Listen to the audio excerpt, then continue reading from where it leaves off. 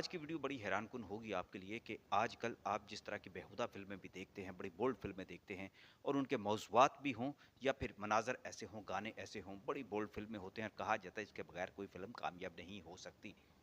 और sensor board भी इस पर कोई ऐसा इतराज़ नहीं उठाता। लेकिन एक ऐसा दौर था जब फैमिली फ़िल्में देखने का एक रिवाज भी था और बड़े बोल्ड किस्म के मौज़ूआत भी हुआ करते थे, लेकिन अखलाकियात बड़ी मज़बूत थी। पाकिस्तान में एक ऐसी ही फ़िल्म जो सबसे पहले जिसको सेंसर बोर्ड ने इसी बिना पर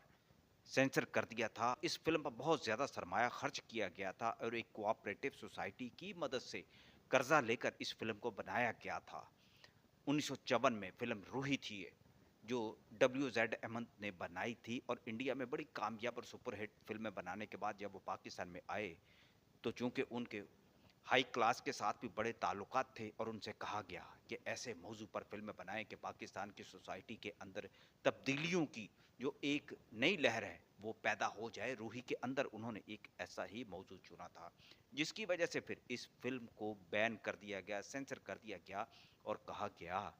कि इस फ़िल्म को चलने की इजाज़त नहीं दी जा सकती क्योंकि इसके अंदर बहुत बोल्ड मौज़ू को ज़ेर बहस लाया गया है और मनाज़र भी कुछ ऐसे हैं। क्योंकि इस फ़िल्म की कहानी पर जो एतराज़ उठाया गया था वो ये था कि इससे अमीर और गरीब के दरमियान कशमकश बढ़ जाएगी और तज़ादात का शिकार हो जाएगा पाकिस्तान। क्योंकि इस फ़िल्म में शम्मी और संतोष कुमार की एक्टिंग ने बड़ा कमाल करके दिखाया था और इसमें एक अमीरज़ादी जो एक बूढ़े शख्स की बीवी होती है, उसकी मोहब्बत एक जवान के साथ शुरू हो जाती है और इसी मौज़ू पर बड़े रोमानवी अंदाज़ भी अपनाए जाते हैं। डब्ल्यू.ज़ेड. अहमद चूँकि इंडिया में फ़िल्में बनाने का तजुर्बा रखते थे और लिहाज़ा उन्होंने इसी हवाले से पाकिस्तान के अंदर एक बड़ी क्वालिटी फ़िल्म देने की कोशिश की थी और ख़ुद ही इसके स्क्रीन प्ले भी, डायलॉग भी लिखे थे।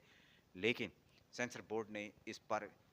सख्त इतराज़ात किए और इस फ़िल्म के वो सारे हिस्से काट दिए जिस पर उनका इतराज़ था और काट-छाँट के बाद डब्ल्यू.ज़ेड. अहमद को बड़ी जद्दोजहद के बाद इस फ़िल्म को सिनेमाओं में चलाने की इजाज़त मिली थी, लेकिन वो बड़े अफ़सरदा थे। एक तरह से उनका दिल भी टूट गया था क्योंकि कहानी बड़ी जानदार थी उस दौर में और बड़े रोशन ख़याल पाकिस्तान की तरफ ये बहुत बड़ा पहला कदम उठाया जा रहा था, जिससे उनको ये तवक्को थी कि पाकिस्तान में ऐसे मौज़ूआत के बाद बहुत जल्दी जो है वो तब्दीली आ जाएगी और जबर की जो लहर है वो ख़त्म हो जाएगी। इस फ़िल्म के साथ अलमिया ये भी हुआ कि ये बिज़नेस ना कर सकी और कोऑपरेटिव जो सोसाइटी थी जिसके ज़रिए से बैंक से कर्ज़ा लिया था, उसने छापा मारा और डब्ल्यू.ज़ेड. अहमद की फ़िल्मों के सारे जितने भी प्रिंट थे वो उठाकर ले गए और फ़िल्म के सारे प्रिंट जो थे वो फिर डब्बों की नज़र हो गए और ये कभी फिर मंज़रे आम पर फ़िल्म आ नहीं सकी थी। लेकिन आज भी जब पाकिस्तान की फ़िल्म की दुनिया की हिस्ट्री लिखी जाती है, तो इस फ़िल्म का सेंसर बोर्ड के हवाले से नारवा सलूक सबसे पहले बयान किया जाता है।